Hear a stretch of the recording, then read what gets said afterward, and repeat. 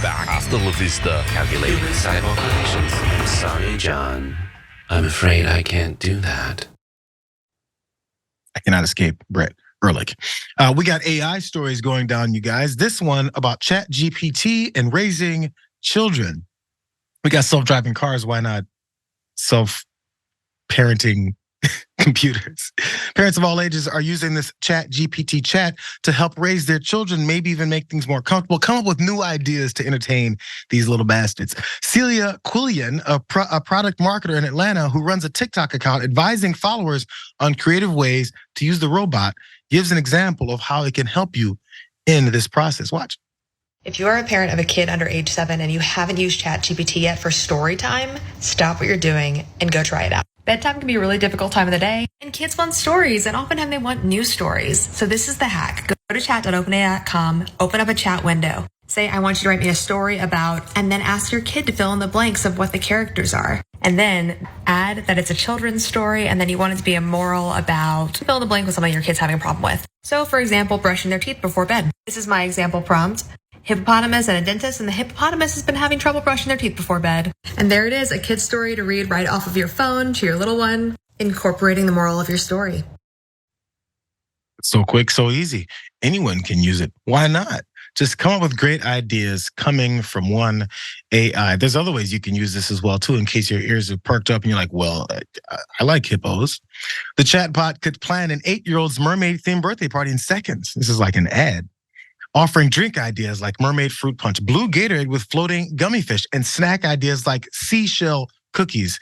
Didn't this used to be the ideas would generate on like, what was it, Pinterest and stuff? Is that what used to be the thing? Now ChatGPT is taking that over. There's more. It can conjure up a chore chart from a group of young siblings, tailoring the tasks so they're appropriate for each age. For example, a 7-year-old might start with picking up toys while their 13-year-old sibling vacuums the living room.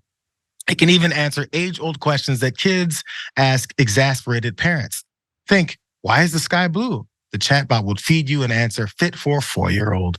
Or, I don't know, man. My kid used to ask me questions at 4 years old too. And there's this quick thing I had, it was called Google. A little bit more, there's this script part even they can use to have the talk, even with maybe kids aren't 4 years old. Maybe they're a little bit confused. Maybe they don't know what's going on with their bodies. Or you can use it to draft a toast for your kid's wedding and make it very personal because ChatGPT is all about it. Last example here, there's a parent, his name is Keith Fox, and he regularly uses it to connect with his third and youngest daughter, who's currently in the 10th grade. Maybe it's hard to connect. She's about, 16 years old or so? Keith says his daughter struggled with COVID, and now he connects with her by sending her inspirational texts or poems. I'll say, give me a 16-line poem for a 15-year-old from her dad. She needs motivation to go to school. Because he's able to get very specific in his prompts, the texts are actually personal. And if the result doesn't sound like him, Fox gets even more specific. I may have a follow-up that says, this is good, but can you do it for an African-American dad? And there it does. I'm actually a little bit concerned, Adrian, as to what kind of prompts ChatGPT might give once it says, oh, you mean a black parent?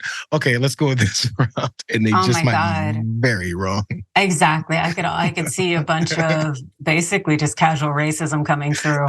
And that's really what a lot of the issues with AI, at least for me, happen to be. It's a product of our world and the people around us, how we've been socialized and the messaging that comes into play. And thus it has things like sexism, ableism, racism, so on and so forth. And so leaning on it to, being a better parent, it's kind of iffy. I think it could be really good to help some people maybe, kind of bridge the gap where they need some extra assistance and a boost. I think that's great. But at the same time, the parents still got to be parents. Like they've got to make sure that they're mindful of those gaps in knowledge before they lean on AI, because it's going to wreak havoc. I'm trying to openly resist becoming the old man that I'm quickly becoming. There's folks on social media that hit the waves, or online banking, or just putting your information all over the internet, right? And they just kind of disappeared, and like, I'm not gonna be part about this. The ChatGPT stuff, the AI, the prompts, the inserting of things, I'm hitting a wall here. it's like I have the old man tendency of going, I'm not going to cross that line because that's dangerous. With absolutely zero information about why it's dangerous, I just feel like I don't want to engage in this.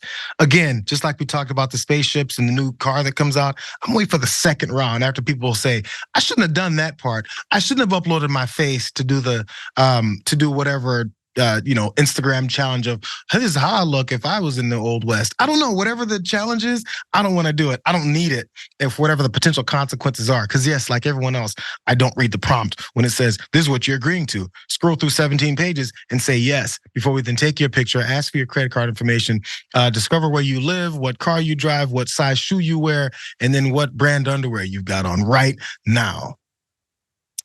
Maybe it's just me, but specifically when it comes to getting information on your kids, and I'm gonna insert this prompt, I'm a little bit anxious about it. Maybe I'm crazy. Am I crazy? No, I don't think you're crazy. Not at Okay, all. good. But I think it'd be really fun to see. I'm gonna have to insert something to see what happens.